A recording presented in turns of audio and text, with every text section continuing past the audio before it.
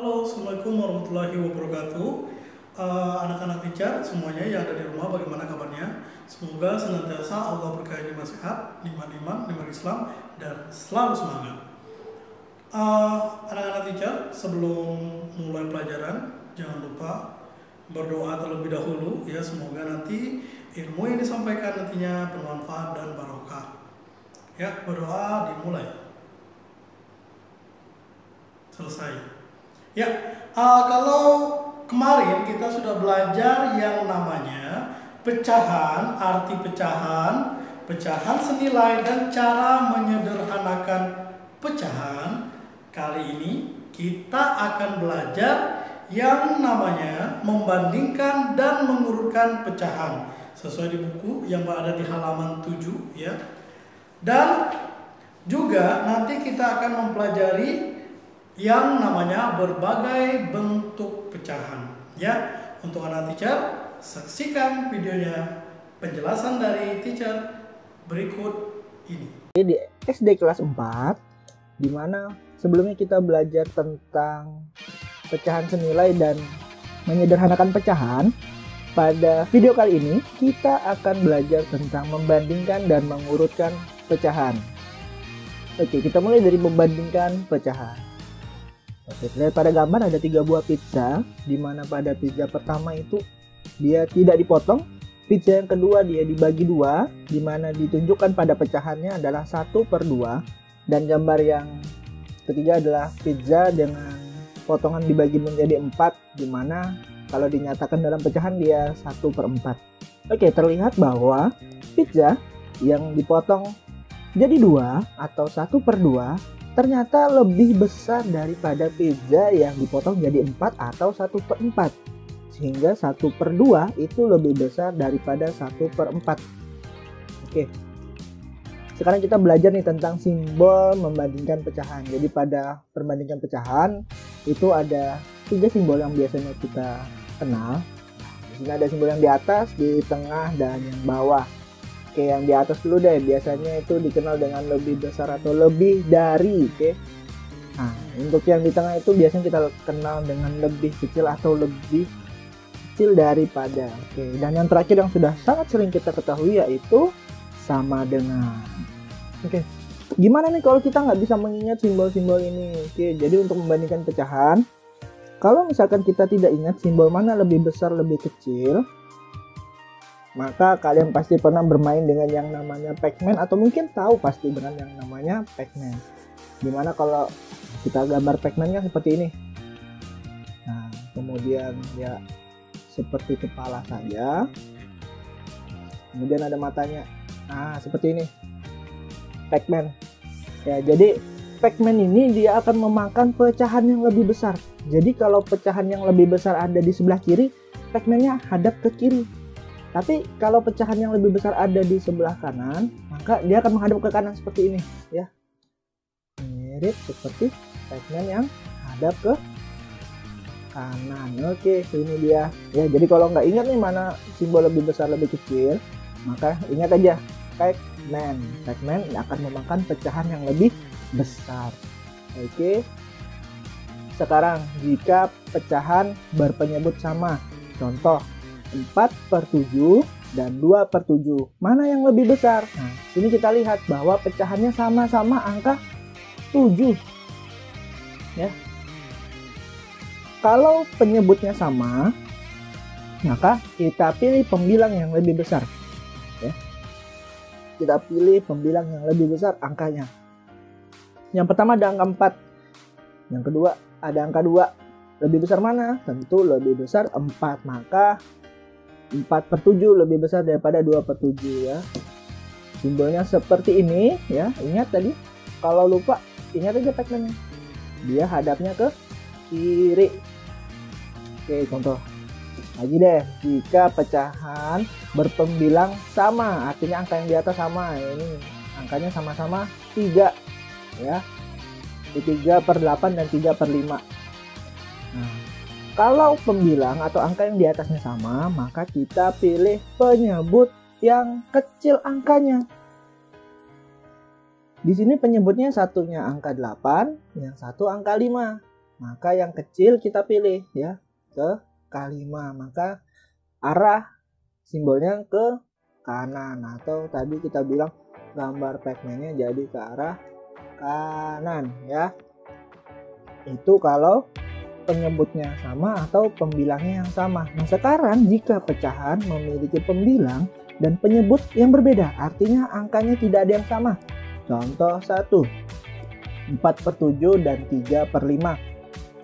Angka penyebutnya tidak sama dan angka pembilangnya juga tidak sama.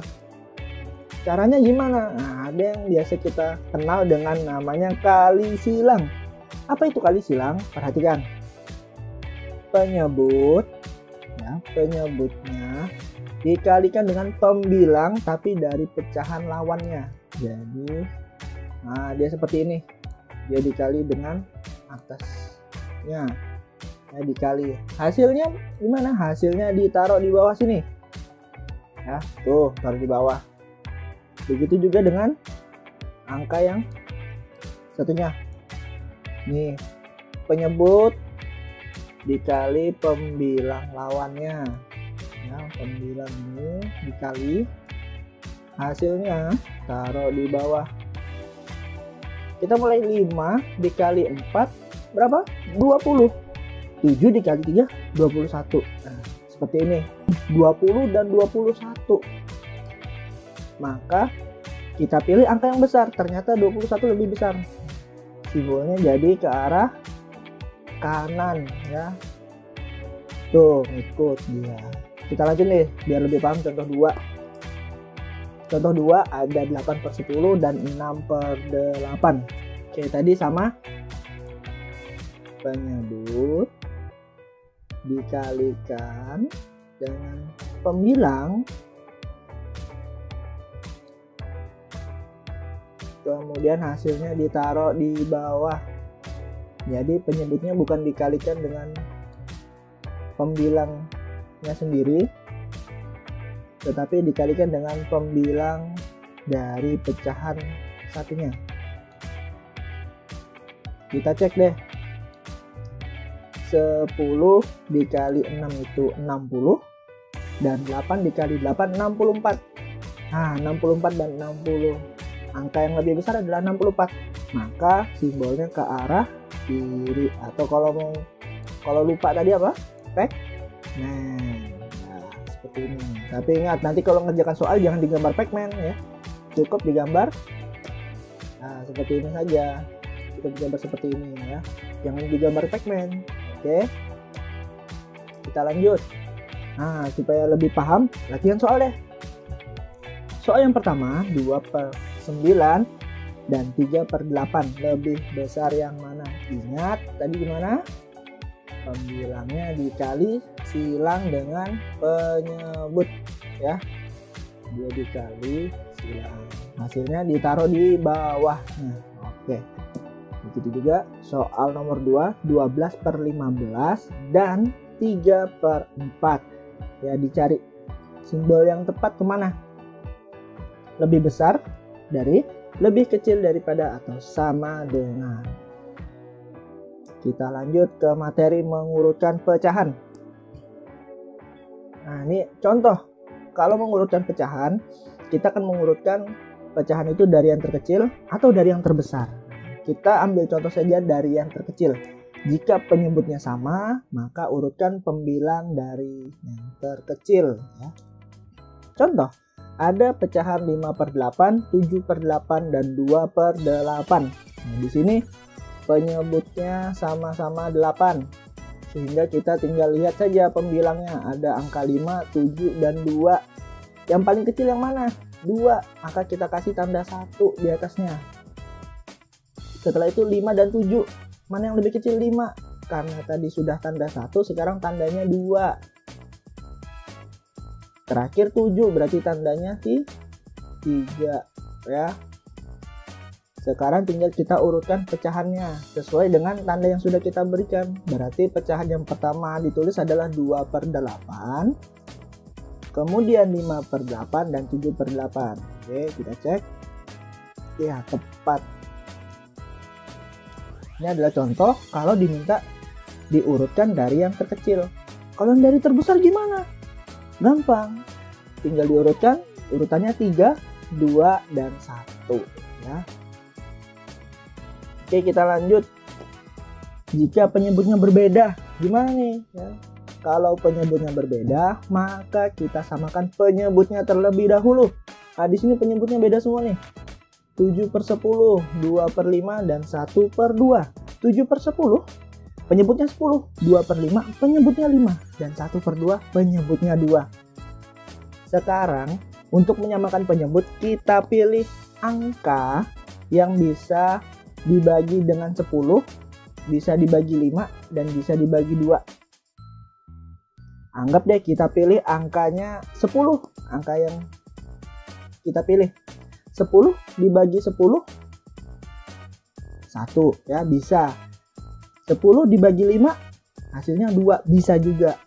10 dibagi 2 hasilnya 5, juga bisa.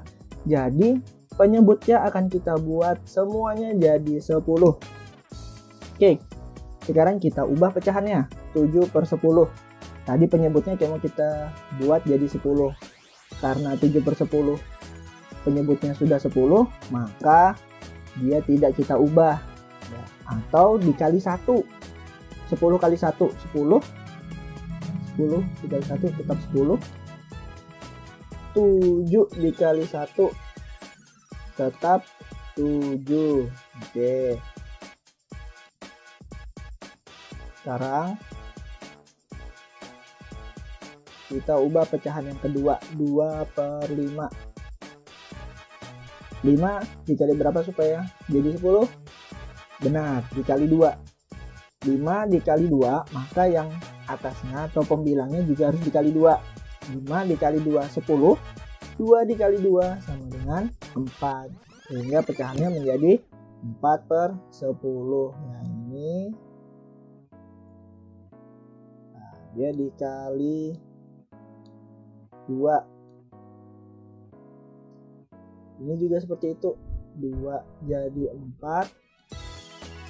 Itu juga dikali 2 ya. Sama seperti pecahan senilai. Pembilang dan penyebutnya dikalikan dengan angka yang sama. Oke, sekarang 1/2. 1/2 supaya 2-nya jadi 10, dia dikali dengan angka 5. Kalau 2-nya dikali dengan angka 5, maka 1-nya juga dikali dengan angka 5 ya. 2 kali 5 10. 1 dikali 5 5. Maka hasilnya 5/10. Nah, sekarang penyebutnya sudah sama nih. Sudah 10 semua. Kita tinggal urutkan pembilangnya dari yang terkecil. Ada angka 7, 4, dan 5. Yang kecil pertama adalah angka 4. Kita kasih tanda 1 ya. Tandanya nggak cuma di situ. Kita tulis juga tandanya di bagian 2/5. Kenapa? Karena 4/10 pecahan awalnya adalah 2/5. Kita kasih tanda 1. Sekarang 7 dan 5 lebih kecil mana? 5. Kita kasih tanda 2 ya. 5/10 tadi pecahan awalnya adalah 1/2. Maka 1/2 juga kita kasih tanda 2 ya. Sekarang yang terakhir 7/10 kita kasih tanda 3.